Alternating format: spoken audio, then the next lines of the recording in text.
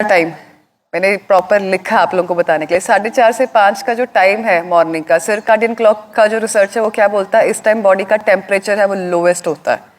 ठीक है, अब ऐसे में अगर आप एसी में सोएंगे तो आपको upper respiratory tract infection, sinus जैसी प्रॉब्लम, ठीक है, कोल्ड, कफ, रिनाइटिस ये होने के चांसेस सबसे ज्यादा है। ये जो चीजें हम बता रहे हैं ना, एक बार 1 महीने के लिए करके देखो सारे।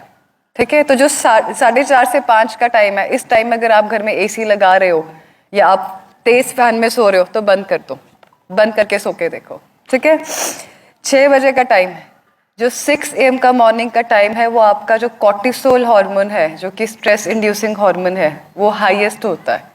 ऐसे में अगर आप बॉडी को रिलैक्स करने वाला कुछ भी एक्टिविटी करते हैं, जैसे कि मेडिटेशन हो गया, योगा हो गया, वो बॉडी को सबसे ज्यादा फायदा देती है।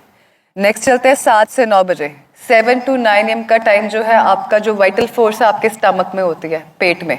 तो मैक्सिमम जो आपके डाइजेस्टिव जूसेस हैं वो 7 से 9 बजे के बीच में बॉडी में रिलीज होते हैं। तो 7 से 9 बजे के बीच में अगर आप दिन का पहला मील खाते हैं तो सबसे अच्छा डाइजेशन उसका होता है, सबसे ज्यादा उसका गुड आउटकम आता है।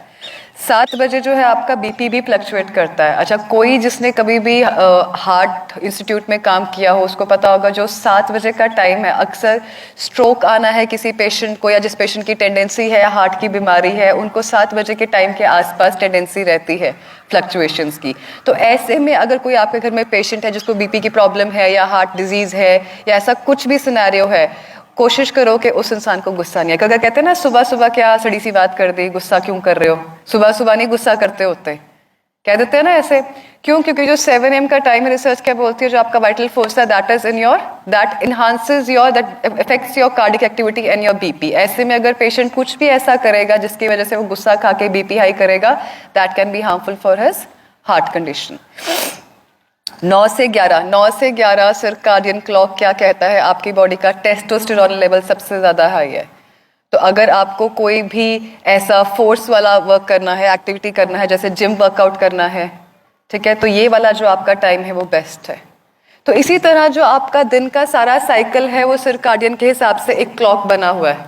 हम लोग आपको यहाँ पे बोलते हैं कि सुबह उठ के योगा करो, मेडिटेशन करो, ठीक है, शाम को अर्ली सो, कहते हैं ना early to wake and early to sleep अच्छा होता है। तो ये पैटर्न्स क्यों बने हैं? ये आपकी बॉडी के छोटी छोटी चीज़ों को सिंक्रोनाइज्ड करने के लिए। देखो, ह्यूमन बॉडी ना एक मशीनरी की तरह काम करती है। हर मशीनरी के सेटअप और डिफॉल्ट सेटिंग अलग अलग है। हम लोग यहाँ पे हर वो चीज़ कोशिश करते हैं।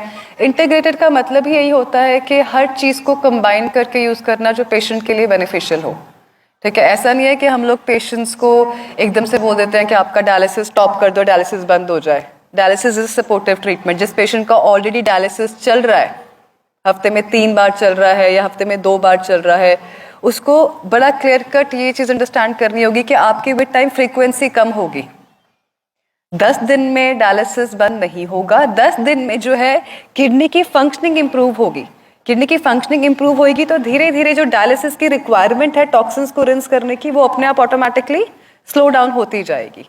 ठीक है जी। और इसका जो मार्कर है, आप लोग अक्सर क्रेटिनिन को लेके, यूरिया को लेके बॉदर करते हैं। ठीक है, जो आपका किडनी की फंक्शनिंग का मार्कर है वो आपका GFR होता है, जो है आपका ग्लोमेरुलर फिल्ट्रेशन रेट, कि आपकी किडनी कितना फिल्टर कर रही है।